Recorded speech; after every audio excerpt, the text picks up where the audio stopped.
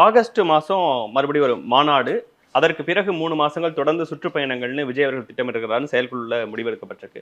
அந்த விஷயங்கள் நடக்கும்போது அது இன்னும் தாவேகாக்கு பெரிய ஃபேவரா அவங்க நினைக்கிற மாரி அவரே ஆட்சியை பிடிக்கலாங்கிற லெவலுக்குலாம் கொண்டு வர முடியும்னு நினைக்கிறீங்களா? இந்த 4 மாச அது எந்த ஆட்சியை பிடிக்க முடியாதுன்னு விஜய்க்கு தெரியும். அவர் வந்து இனி எந்த ராஜா எந்த பட்டணம் போனாலும் என்னெல்லாம் நடந்துட்டாலும் அவர் தலைமையில 10 கூட்டணியே அமைஞ்சிட்டா கூட அவர் ஆட்சியை பிடிக்க முடியாது. இதுல குழப்பமே வச்சுக்கணும்.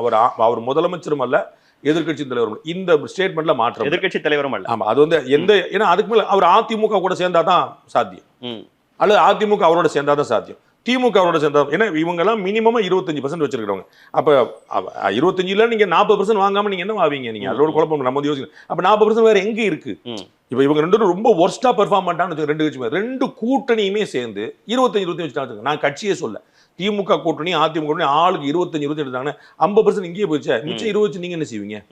ஸோ அவர் முதலமைச்சரும் கிடையாது, எதிர்கட்சி தலைவரும் கிடையாது, எந்த குழப்பம் இல்லை. இது என்ன செய்யும்னா அதிமுகவுக்கோ திமுக கூட்டணி இருக்கக்கூடிய மற்றவர்களுக்கோ ஒரு அபிலாசையை தூண்டும். அதன் மூலமாக அதிமுக அவர்களுக்கு இன்னும் கூடுதலான டிமாண்டை கொடுக்கும், ஆஃபரை கொடுக்கும். திமுக கூட்டணியில இவரை காட்டி அவர்கள் சொல்வதற்கு இன்னும் வாய்ப்பு இருக்கு. பாருங்க, எங்களுக்கு ஒரு ஆஃபர் இருக்கு. அவர் கட்டாயம் இன்னைக்கு பேசியிருக்காரு, நம்ம தலைமையில கூட்டணிங்கிற பேசியிருக்காரு. அவர் கட்சி நிர்ணயித்த அன்னைக்கு சொன்னாரு, இன்னைக்கும் சொன்னாரு நம்ம தலைமையில கூட்டணி.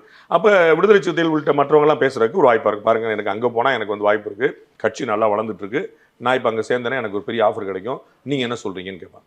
ஸோ ஃபர்ஸ்ட் எப்பவுமே நீங்க வந்து ஒரு கம்பெனில வந்து இருந்துட்டு வெளியே நகர்னு நினைச்சீங்கன்னா முதல்ல வந்து கம்பெனில தான் பேசுங்க, சார் எனக்கு 4 இடத்துல ஆஃபர் கூப்பிடுறாங்க, நீங்க வந்து எவ்வளவு தரீங்கன்னு கேட்பேன். அவர் மாட்டிக்கா அப்படின்னு நீங்க குறிப்பிடுறீங்க, அவங்க ரொம்ப ஸ்ட்ராங்கா இந்த அலைன்ஸ்ல தான் இருப்போம், இல்ல நான் தேர்தலே இல்லாம கூட புறக்கணிச்சுட்டு ஒரே நாள்ல கூட போவேன்னு சொல்றாரு.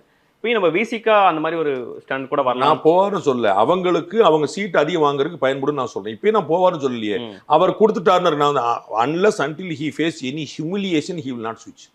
ஏன்னா அவருக்கு டிஎம்கே கூட்டணியில் இருந்தாருன்னா அவருக்கு ஸ்ட்ரைக் ரேட் அதிகமா, உத்தரவாதமான வெற்றி. டிஎம்கே கூட்டணியிலிருந்து வெளியே போனா ஒரு ரிஸ்க் தான். அப்ப அந்த ரிஸ்க்கு ஒரு காஸ்ட் இருக்குல்ல, அதான் அங்க கேட்பாரு. நான் அங்க போனேன்னா உங்களுக்கு ஆபத்து பாருங்க. அப்ப வந்து விடுதலை சிறுத்தைகளுக்கு வந்து இழப்பு கம்மி, திமுகவுக்கு பேரிழப்பு வெளியேறினார்னு. அப்ப அதை வச்சு தானே கேட்பாங்க.